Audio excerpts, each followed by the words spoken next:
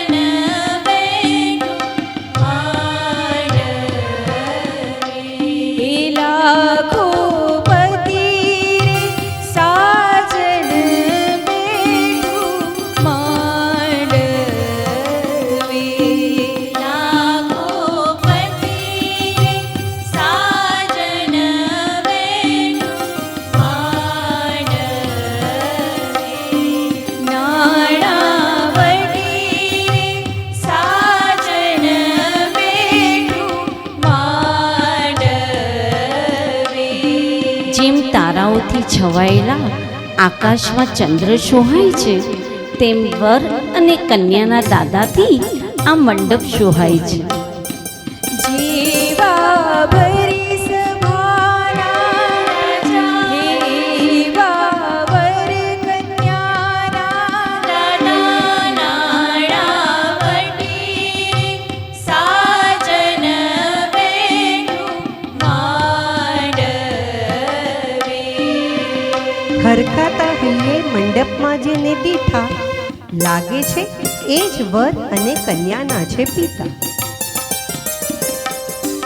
જીવા ગુલાબ કેરા મોટા એવા વર કન્યાના પિતા નાણા વટી સાજન બેઠું માંડવે. જેમ મહેકી ઉઠે છે ફૂલ ગુલાબની વાડી, એવી જ છે ને આ વર અને કન્યાની માડી. જેવી ફૂલડી આડી વાડી એવા વર કન્યાના માડી નાણા વટી સાજન બેઠું માંડવે.